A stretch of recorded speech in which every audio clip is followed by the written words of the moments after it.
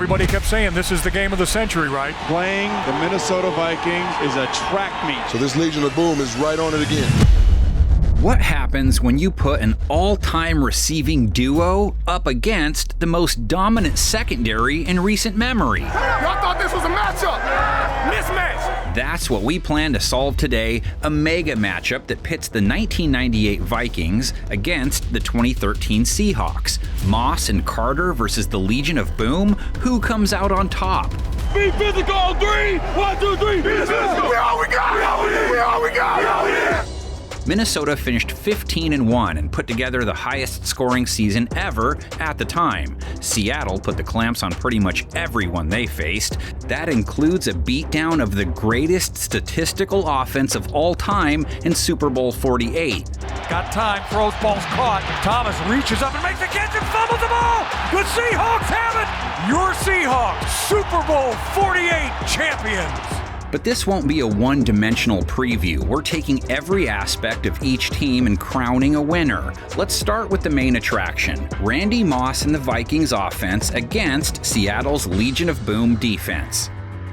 A massive difference in points scored and allowed between the two behemoths. One side's gonna have to give. Another factor to look out for, turnovers. Minnesota gave up the third fewest, while Seattle forced the most in 2013. Limiting mistakes is crucial if Minnesota wants to win. Sprint out by Johnson, deep down the left sideline for Moss. He juggles, he's got it, touchdown! The 1998 Vikings had an offense like no team to come before them. 556 points on the year, scoring at least 37 in half of their regular season games. Their plus 260 point differential is fourth best in the Super Bowl era. Let's dive into what made them so special.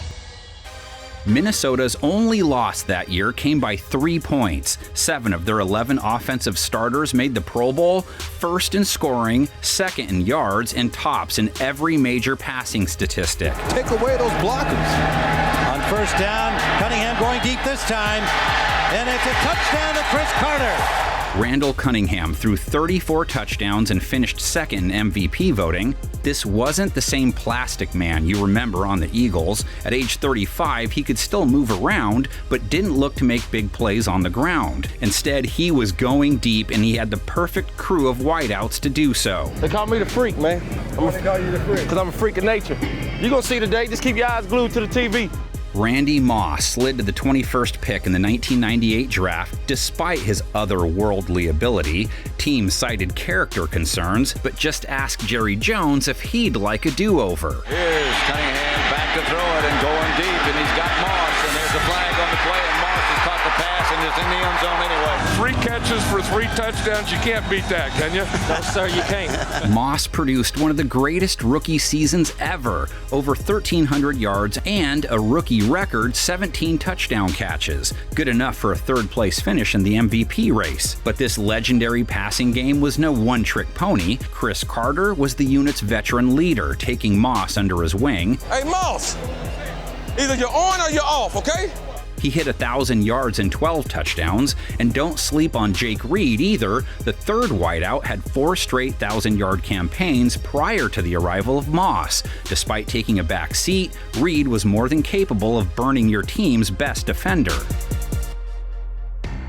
Flip over to Seattle's defense, well deserving of its nickname, first in points and yards allowed, all while forcing 19 more turnovers than touchdowns given up, fewer passing yards than the 85 Bears and 2,000 Ravens, despite the league throwing at a much higher rate. Kaepernick takes the snap, looks, fires near side, going for the end zone. Ball is picked up and after it. Is it picked off? It is! It's picked off in the end zone! Yes, they had a spectacular regular season, but the playoffs is where Seattle's defense ascended into legendary status. They held Drew Brees and the Saints scoreless through 3 quarters of the divisional round. They shut the door on Kaepernick and Crabtree in the conference championship. And then there was Super Bowl 48. The Broncos featured the best passing game in history, most points ever scored in a season with MVP Peyton Manning at the helm. It was the ultimate test for a defense. How did the Seahawks respond? And the ball goes into the end zone. It should be a safety. The Seahawks are on the board. And they're coming after Manning. Pass is too high and picked by Chancellor. Manning gets hit. Ball up for grabs. Picked off by Smith. Malcolm Smith.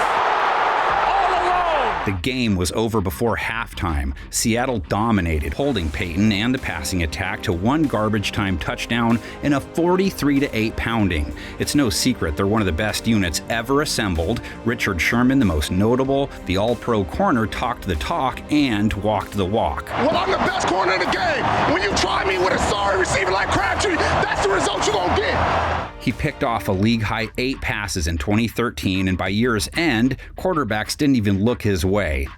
On the opposite side, your luck wasn't much better. Brandon Browner and Byron Maxwell both made sizable impacts in pass coverage. Seattle boasted 2 more studs up high. Cam Chancellor was a free-flying strong safety, best known for his unmatched hit stick, and All-Pro Earl Thomas was a ball hawk with sideline-to-sideline range. Takes the snap, 4-man rush. Kaepernick looks, fires left side. Ball is popped up in the air. It's going to be intercepted. It's going to be Earl. Earl Thomas, the ball is slapped up in the air. To shut down the unstoppable force that is Randy Moss, it's going to take a group effort. Moss's numbers do take a significant dip when lined up against the top-ranked passing defense. Will he still be able to take over, or is the Legion of Boom enough to shut down one of the greatest deep threats in league history? You're sorry. It's a waste of my time. It's a waste of my time. Where's Minnesota's chance to break through? We turn to the trenches, where they featured the best offensive line of 1998. The overall success of an offense still depends on the battle in the trenches. Fortunately for the Vikings, they had the best line in the NFL. 3 out of the Vikings' 5 starting linemen made the Pro Bowl in '98. The best was guard Randall McDaniel, who is now in the Hall of Fame. Cunningham was sacked just 20 times all year, fewest of any quarterback to start at least 14 games. Cliff Averill and Michael Bennett caused problems off the edge, leading a top 10 pass rush in 2013, but the Vikes held Reggie White and Warren Sapp without a sack in 4 combined games in '98, so we should expect Cunningham's jersey to be clean. They're going to set it up to Sproles, who had trouble catching it and then gets hit for a big loss. It's Bobby Wagner. Shifting to Seattle's front 7, the linebackers are led by future Hall of Famer Bobby Wagner, add in KJ Wright and Super Bowl MVP Malcolm Smith, and this trio was as good as any in football. Seattle ran a deep rotation on the D-line. Red Bryant, Brandon Mebane, and Tony McDaniel clogged up the rushing lanes. Not household names, but these guys allowed just 4 rushing touchdowns all year. 1st and 10 for Brad Johnson. Look out, here he goes, Robert Smith. He might go the distance. Jenkins got to catch him. 20, 10, 5, touchdown, Robert Smith, 74 yards. So how does Minnesota's rushing attack stack up against Seattle? It's not what either team is known for, yet an important matchup all the same. Robert Smith gained close to 1,200 yards for the Vikings in '98, but Wagner and company held opponents to fewer than 4 yards per carry themselves. In a game like this, the trenches could be the deciding factor. While the Vikings' offense against Seattle's defense draws the headlines, that's only half of the equation. The Seahawks' passing offense against Minnesota's defense sticks out. Minnesota was in the bottom half in yards allowed through the air. It was also far from Seattle's strength. It proves to be a bit of a wash. Can't imagine either side has enough to take full advantage. Clock splitting. Wilson on 1st down for Tate. He's got it. Golden Tate. Yeah, touchdown.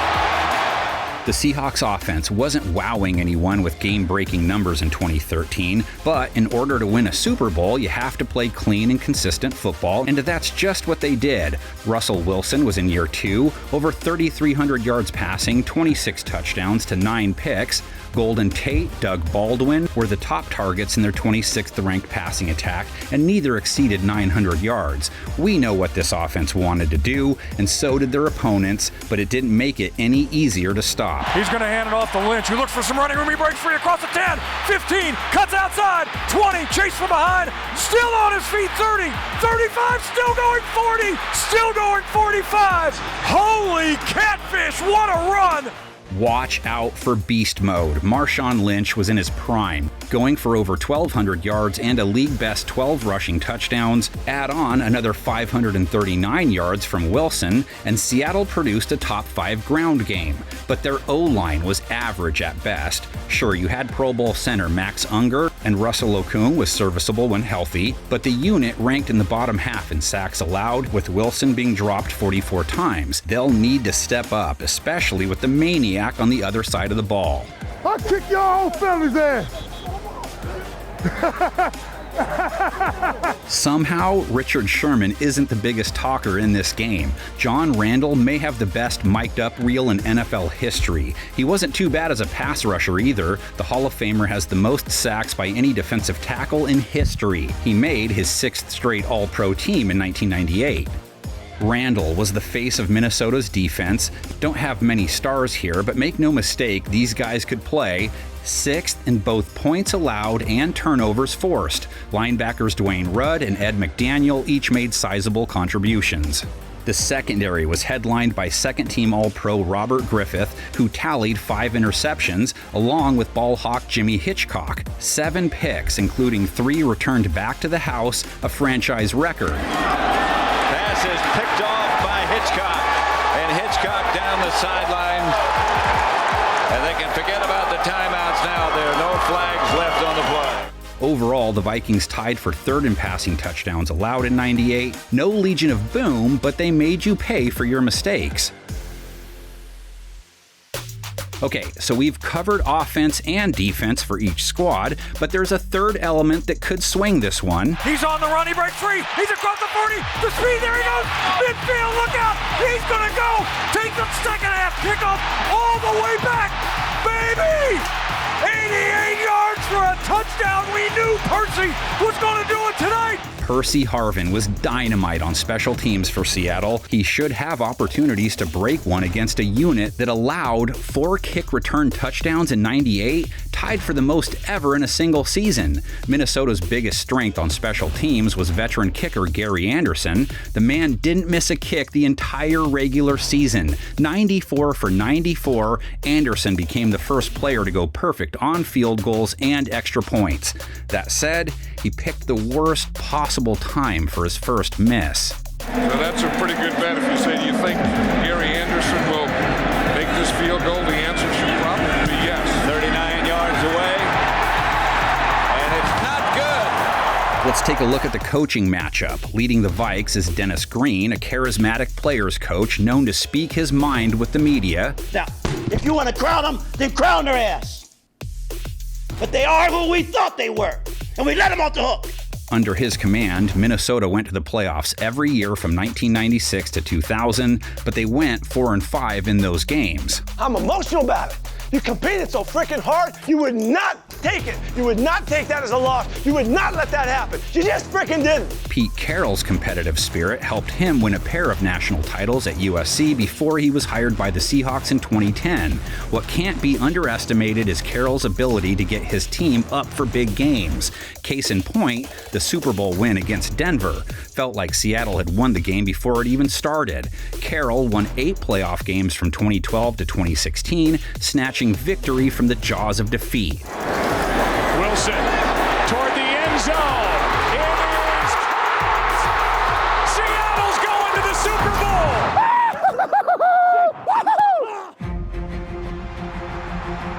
So, how does this one play out? Can Moss, Carter, and the Vikings offense overpower Carroll's L.O.B? Can Russ and Marshawn do enough against a vastly underrated Minnesota defense? Let's project how we think it would go down. This is the game of the century, right? Complete capacity crowd. First, it's a neutral site. Think indoor, climate-controlled setting. We need an even scale here. Now, the most anticipated clash, where Seattle's vaunted secondary contains Moss and doesn't allow the big play. Cunningham still pushes the ball deep, but with Sherman on the line and Thomas over the top, the Vikings are unable to complete a bomb downfield. I got you. I know you got it. I got to say something. Moss wasn't invincible in 1998, being held to 2 catches or fewer on 4 different occasions. On top of that, the Seahawks had a track record of slowing down Hall of Fame wideouts. Stafford high, and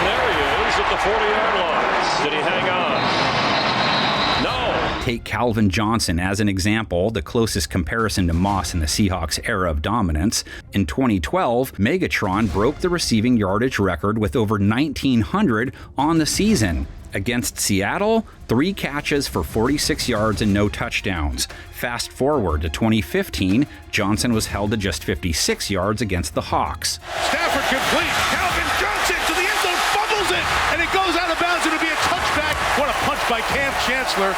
Moss catches 3 passes for 60 yards in this one, plus an interception for Thomas on an early deep shot from Cunningham. Instead, it's the other wideouts that make up for Moss's slow day. Matthew Hatchett.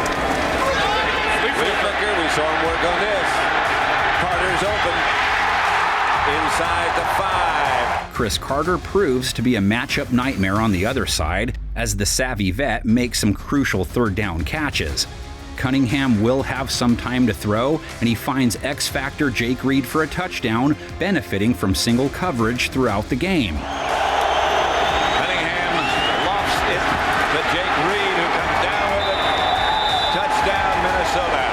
On the ground, Minnesota's O-line struggles to open holes for Robert Smith. In their 3 matchups against a top 5 rushing defense in 1998, Smith was held to just 58 yards per game. Seattle finds similar success in plugging rushing lanes, and Bobby Wagner notches 13 tackles. Overall, the combo of Carter and Reed is enough to get the Vikes into field goal range, but no further the rest of the way. Gary Anderson goes 3 for 3 on field goal tries. Protection is good this time, or was. Randall has far, and down he goes. Seattle's offense will have its fair share of struggles against these Vikings, but most importantly, they play a turnover-free game. With Minnesota's opportunistic secondary, the Seahawks ride marsh on. Yes, John Randall makes big-time plays. He records 2 sacks, chasing down the elusive Wilson, but the Seahawks know a thing or two about how to attack great rushing defenses. Wilson turns, hands to Lynch, finds room, first down, and more. Inside the 30, the 25, 20. He's on the move, beast mode. 10, 5. He is in. Seattle's arch-rival 49ers allowed the fewest rushing yards in the NFL from 2011 to 2013. While other starting running backs averaged fewer than 50 yards per game in that span, Lynch averaged about 90 against San Francisco. Minnesota's 98 team had issues containing power backs. Mike Allstott burned them for 128 yards and a score in Minnesota's sole regular season loss. Beast Mode goes for 150 yards on 25 carries along with 2 scores. It looks so good. It must have came from the stars up above. That said, Wilson's inability to get the pass game going still limits their scoring. Instead, Seattle's 3rd touchdown of the game comes by way of special teams. Harvin takes advantage of Minnesota's poor kick coverage team, taking the second-half kickoff to the house just like he did in Super Bowl 48. Okay, we've gone through the numbers, the players, coaches, and matchups. Our winner in this mega matchup, the 2013 Seahawks, final score 27-16. This Seahawks team is the best in the NFL this year. The game proves to be a war of attrition, a pace that favors an all-time defense. The unstoppable Vikings pass game is thrown off rhythm, and Seattle makes key plays when needed most. The saying defense wins championships is proven right yet again.